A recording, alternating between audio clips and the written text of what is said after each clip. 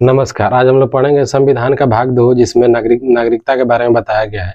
आज हम लोग जानेंगे कि नागरिकता का आधार क्या हो सकता है और भारत में कितनी प्रकार की नागरिकता होती है और किस प्रकार से आपकी नागरिकता छीनी भी जा सकती है और इसका लाभ क्या हो सकता है। भाग भाग दो भाग दो इसमें नागरिकता के बारे में बताया गया है और ये 5 से लेकर 11 तक बताया गया है। यानी नागरिकता की सबसे पहले चर्चा अरस्तु के द्वारा किया गया था।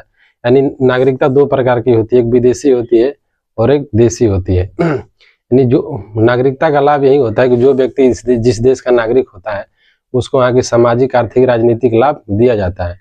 जैसे जो नागरिक होगा वह राष्ट्रपति के चुनाव लड़ सकता है, प्रधानमंत्री बन सकता है, अन्य राजनीतिक पदों पर जा सकता है।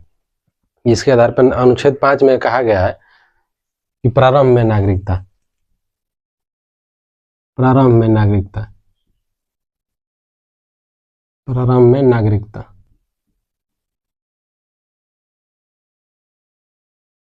यानी इसमें कहा गया है कि 26 जनवरी सन 1950 को जब संविधान लागू हुआ 26 जनवरी सन 19 को जब संविधान लागू हुआ उस वक्त जो भी व्यक्ति भारत में था वो भारत का नागरिक माना जाएगा। यानी उसमें भी कहा गया कि जो व्यक्ति संविधान लागू होने से 5 साल पहले से भी भारत में रह रहा है उसको भी भारत का नागरिक माना जाएगा।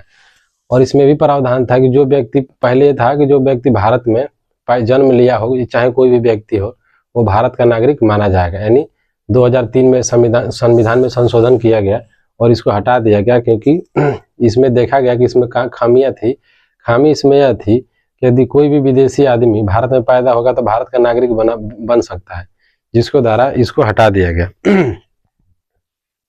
उसके बाद अनुच्छेद 6 यह कहता है कि जो व्यक्ति पाकिस्तान से भारत आया हो उसको भी भारत की नागरिकता दी जाएगी। यानी जब देश आज़ाद हुआ सन 1947 को, पाकिस्तान वाले लोग जिसको पाकिस्तान जाना था वो पाकिस्तान गया, जिसको पाकिस्तान से भारत आना था वो भारत आके रहे। उसके द्वारा प्रावधान यही किया गया कि जो व्यक्ति पाकिस्तान से भारत आया हो उसको भी भारत की नागरिकता दी जाएगी।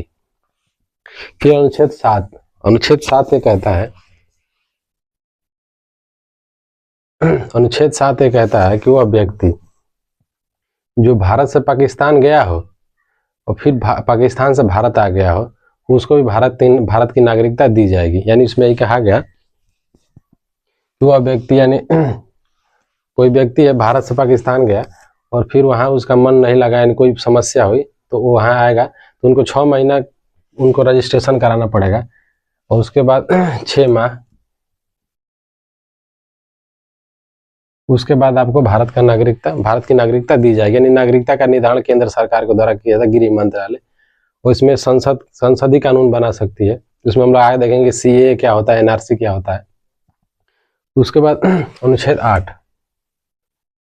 अनुच्छेद 8 ये कहता है यदि कोई व्यक्ति विदेश में रह रहा हो उसको भी भारत की नागरिकता दी जाएगी। यानी कोई व्यक्ति अपने फैमिली के साथ या उस समय क्रांति के दौरान जो व्यक्ति भारत से विदेश चले गए उनको भी भारत की नागरिकता दी जाएगी, क्योंकि उसमें कहा गया है कि वह व्यक्ति भारत का नागरिक माना जाएगा जिसके माता पिता या दादा दादी या पूर्वज भारत के नागरिक होंगे, उनको भी भारत की नागरिकता दी जाएगी। अनुच्छेद 9 ये कहता है कि यदि आप किसी दूसरे देश की नागरिकता लेते हैं तो भारत की नागरिकता छोड़नी पड़ेगी, क्योंकि भारत में कहा गया है, संविधान में कहा गया है कि भारत में जो नागरिकता का प्रावधान है एक ही है, भारत में एकल नागरिकता है। उसमें अपवाद था जम्मू कश्मीर था 370, इसमें था 370 और 39 से 39 का ए था, जिसमें इसको स्पेशल राइट्स दिया गया था। इसमें कहा गया था कि जम्मू कश्मीर का स्पेशल अपना कानून होगा और आप अपना स्पेशल झंडा होगा, कानून होगा और संविधान बनाने का अधिकार होगा। क्योंकि जब हरि सिंह के साथ मेमोरेंडम किया गया था, यानी एक संधि की गई जिसमें लिखवाया गया था, 2019 में इसको हटा दिया गया। 2019 में इसको खत्म कर दिया गया। यानी अब यहाँ पे भी ऐसा कुछ नहीं है, भारत का कानून हर जगह एक होगा। उसके बाद अनुच्छेद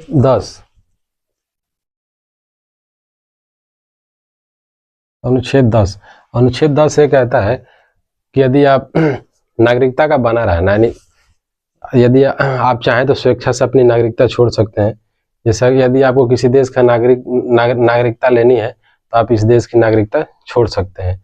यानी अभी कुछ ही साल पहले 2 या 3 लाख लोग भारत की नागरिकता छोड़ दिया। यानी इसमें आप आचरण पे भी हो सकता है, यानी आपके संसद के द्वारा यह निर्धारण किया जाता है, यदि आपका आचरण खराब है, यानी कोई गलत एक्टिविटी में आप पकड़े जाते हैं, उसके द्वारा भी आपकी नागरिकता छीनी जा सकती है।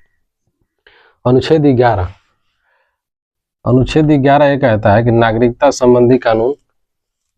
संबंधी कानून केंद्र सरकार के द्वारा ही, यानी गृह मंत्रालय बनाएगी, यानी गृह मंत्रालय ही नागरिकता का निर्धारण करती है।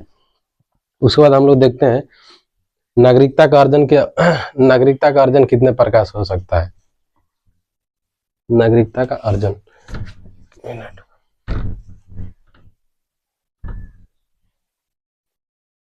इसमें पहला दिया है जन्म के आधार पर। जन्म के आधार पर, यानी इसमें कहा गया कि 26 जनवरी सन 1950 को 26 जनवरी 1950 को, यानी जो व्यक्ति भारत में पैदा हुआ उसको भी भारत की नागरिकता दिया जाएगा, यानी उसके माता पिता है जन्म के आधार पर।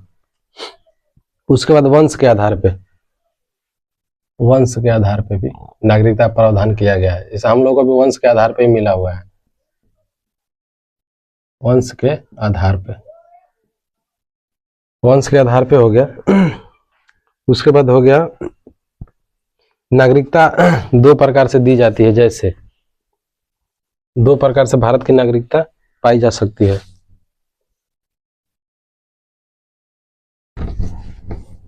पहला है,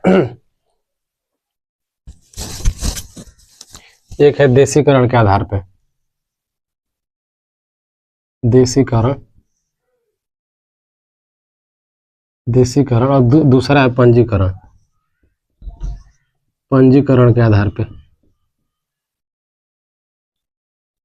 पंजीकरण दिया जाता है 7 साल पे, इसको दिया जाता है 10 साल पे, यानी केंद्र सरकार इसका निर्धारण करती है 10 साल, इसका 7 साल। पंजीकरण 7 साल आपको भारत में रहना पड़ेगा, जिसके द्वारा आपको रजिस्ट्रेशन करना पड़ेगा, और इसका भी निर्धारण गृह मंत्रालय करेगा, यानी संसद का गृह मंत्रालय करेगा।